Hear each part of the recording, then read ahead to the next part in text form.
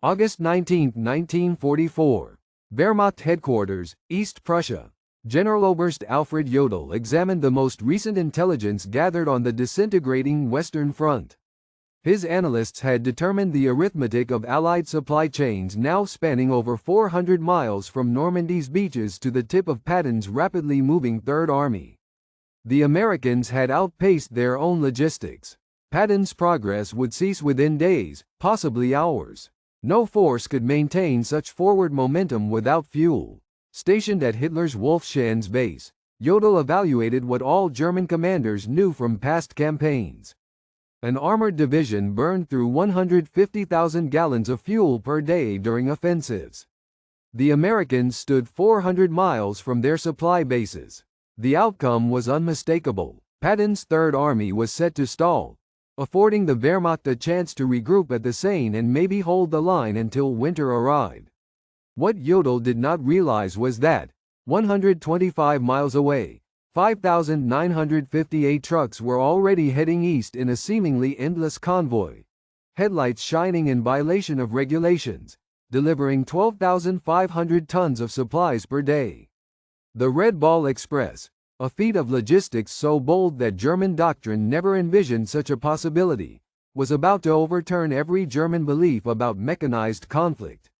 Within 72 hours, Patton's supposedly stranded tanks would smash through German forces at the Seine. Within 7 days, they would free Paris. In 30 days, they would reach Germany's border. The finest minds in the Wehrmacht were about to witness an American logistics display that would change their definition of modern war. This would be accomplished by 23,000 truck operators, 75% of whom were African American, who converted a one-way road system into the most streamlined military supply route yet seen. The German General Staff's conviction in American logistical collapse was based on years of military thinking and first-hand observation. The Wehrmacht had invented blitzkrieg, transformed integrated warfare, and knew intimately the harsh realities of supply needs. Their own offensives had frequently slowed when supply lines lagged behind battlefield gains. In the Soviet Union, German advances initially faltered less from resistance, but more from a failure to supply armies over great expanses. German vehicles routinely broke down along Russian routes. The horse-drawn wagons that still made up 80% of German transport could not keep up with the tank spearheads. Mismatched railway gauges led to stockpiles piling up far behind the action. General der Panzertruppe Heinrich von Luttwitz, set to lead the 47th Panzer Corps the following September, had written in July, "The Americans confront the same logistical dead ends we met in Russia. Their machinery becomes a liability.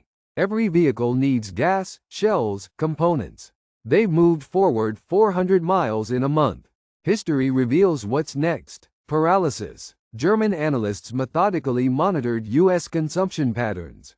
Each Sherman used 0.5 miles per gallon on paved roads, even worse when crossing fields. One infantry division needed 700 tons of supplies each day. Armored divisions required 1,000 tons per day. Patton had command of 12 divisions spread over a 60-mile line. The figures sounded unassailable: 12,000 tons daily, shipped 400 miles from shore bases across battered roads, through transportation webs that the retreating Germans had systematically sabotaged. Generalmajor Siegfried Westphal, soon to be Chief of Staff to Field Marshal von Rundstedt by September, figured on August 20 that, even if the Americans had infinite trucks, which they did not, absolutely intact roads, which they also did not, and no technical breakdowns, which was never the case, they still could not keep Patton pushing for more than 2 more days. Physical limitations cannot be bypassed, not even by U.S. manufacturing. At 2 p.m. on August 25, 1944, in a commandeered French manor near Le Mans, Lieutenant Colonel Laurent Ayers of the Motor Transport Service addressed a group of doubting officers. The calculations before them were plain. Patton's Third Army was burning supplies more quickly than any previous fighting force, moving forward faster than any logistical protocol had allowed. Conventional resupply by rail, with planned convoys, with depot-based distribution had unraveled under the demands. "Gentlemen," Ayers declared, "we're establishing a one-way thoroughfare from Cherbourg and the landing zones to the front. Each vehicle will be moving 20 hours out of every 24. No stops except for fuel or true emergencies. We'll deliver a minimum of 12,500 tons daily." The label came from railroad slang. A Red Ball train was an express cargo given the highest priority.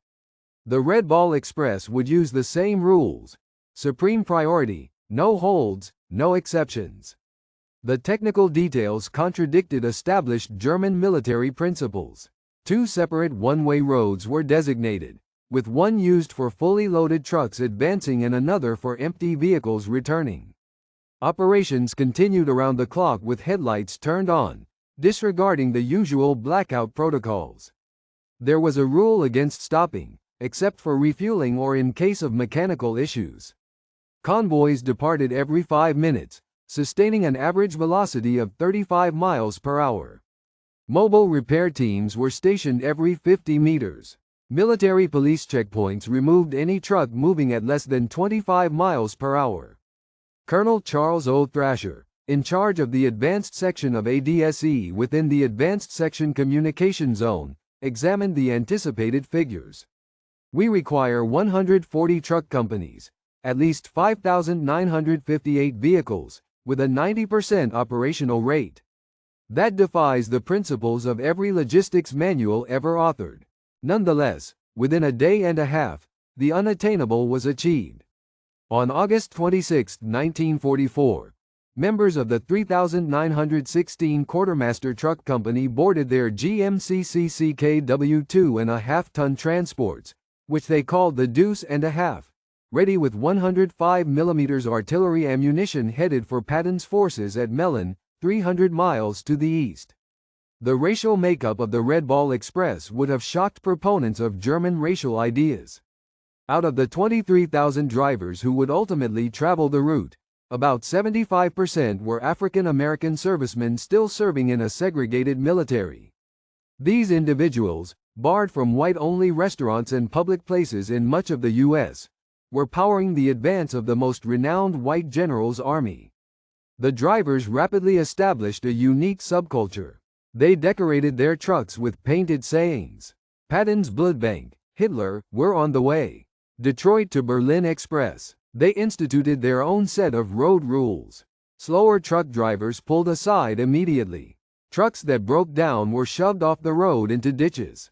Any vehicle moving under 20 miles per hour was designated as a hindrance. By the 28th of August, German scouting parties began to note an extraordinary development. Aufklärung 116 units radioed in from their observation posts overlooking the primary Red Ball route. A continuous line of vehicles was visible, headlights stretching for 20 kilometers. There was no vehicle separation, no adherence to blackout procedures. They estimated 1,000 trucks passing per hour. The Americans were ignoring all standard military safety measures. This ran contrary to all precepts of German warfare doctrine. Headlights during nighttime increased the risk of air assaults. Unbroken convoys made for excellent targets for artillery fire. Without gaps, a single disabled truck could stop all further movement. Despite all of this, the Americans appeared undisturbed. General Lieutenant Edgar Feuinger, in command of the 21st Panzer Division, personally watched the Red Ball Express from hidden vantage points on August 30th. The account he sent to Army Group B headquarters conveyed mounting concern. "The adversary runs a supply network that we cannot comprehend. Trucks move by every 30 seconds, continuously, both day and night. They make no attempt at concealment, do not space themselves out, and disregard all the protocols we know. This is not based on military doctrine. It is industrial manufacturing methods used in combat." The aspect that German commanders failed to grasp was that American supply chains operated under wholly different rules. While German tactics favored remaining hidden, the Americans trusted in sheer mass. Germans were careful with vehicle use, but the Americans anticipated a 20% mechanical failure rate and factored that into their logistics. Where Germans adhered to precise procedure, Americans constantly adapted on the fly. The scale accomplished by the Red Ball Express surpassed every German estimate of what supply chains could handle. During the opening week, from August 25 to 31 Stone, 1944, 89,939 tons of cargo were moved. The daily mean was 12,848 tons. Each round trip covered 686 miles. A total of 5,958 trucks rotated, each doing an average of 1.5 round trips per day. The fuel utilized solely for the Red Ball Express itself reached 300,000 gallons. German supply analysts came across these figures in captured American paperwork and initially discounted them as enemy fiction. Yet the statistics were authentic and climbing. By September 5, the Red Ball Express had established a pattern of operation that German logistics staff still dependent on horse-drawn wagons for 80% of loads found unimaginable. Loads pulled out of the western base every 5 minutes. Typically, a convoy included 67 trucks. The planned freight for each was 5 tons, though often they were loaded to 7 tons. A single trip of 350 miles in one direction took an average of 14 hours. The waiting period at the origin and destination was 2 hours. At any instant, 5,000 vehicles were on the road. The Red Ball Express produced new methods constantly, as its drivers and repair crews overcame barriers that German doctrine considered impossible. If a truck failed, around 1,800 per day mobile repair teams fixed them along the highway. Repairmen adopted a triage approach, granting 15 minutes for a fix or else removing the vehicle off the roadway. Broken down trucks served as sources for spare parts if they were unfixable. Motors could be switched out in just 45 minutes using mobile lifting equipment. As the main Red Bull route became overcrowded, drivers established new alternate routes. They took over French buses to transport personnel, which allowed trucks to be reserved for hauling supplies. They appropriated German vehicles, painted them in olive drab, and put them to use. Detours were built around demolished bridges, using debris from bombed-out buildings as the foundation for these makeshift roads. The Germans, witnessing this seemingly disorganized activity that ultimately resulted in effective logistics, found it unfathomable. German supply philosophy centered on detailed planning, proper maintenance timetables, and strict adherence to protocol. The Americans flouted every rule, but their methods led to greater efficiency rather than breakdown. For the Germans, the most astonishing aspect was the American approach to fuel logistics. The Red Ball Express alone required 300,000 gallons of gasoline each day solely for its operations, which surpassed the total fuel allotment allotted to many entire German armies. However, fuel shortages never occurred. Simultaneously, the Americans had accomplished the remarkable feat of Operation Pluto, installing fuel pipelines beneath the sea, running lines across the English Channel. By September 1944, gasoline was traveling through submerged pipelines. German intelligence had no awareness of it. Refueling stations were placed every 25 miles on the Red Ball Express pathways. Tanker trucks ran their independent convoy lines, guaranteeing that a vehicle never had to wait longer than 10 minutes for gasoline. General Major Walter Wilmot, analyzing aerial spy photos, noted, "The Americans have depots bigger than all of our strategic reserves together. They consume more fuel just to move gasoline than we distribute to full Panzer divisions. This bears no resemblance to the warfare we practice. It is the result of industrial surplus." The Red Ball Express did not merely sustain advancing forces. It amplified their momentum several times over.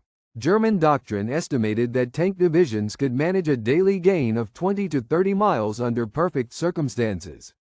With supplies from the Red Ball Express, Patton's units regularly covered 40 to 60 miles daily over extended periods. On September 1, 1944, the 4th Armored Division covered 35 miles in the morning and paused at midday to receive more supplies. Red Ball vehicles stood ready with gasoline and shells, and the column pressed on for another 32 miles in the afternoon. This total march of 67 mm in a single day upended German defense plans, which assumed 30-meter advances at most. General Oberst Heinz Guderian, after going over the documents from East Prussia, at first rejected the findings. No armored force can march 60 miles per day for a week. Even breakdowns would stop them. These are errors or intentional falsehoods. Nonetheless, intercepted transmissions from American radios confirmed the information. What alarmed the German leadership further was that Americans openly gave away their locations over unscreened radio. So confident were they that they could outrun any possible German countermeasure.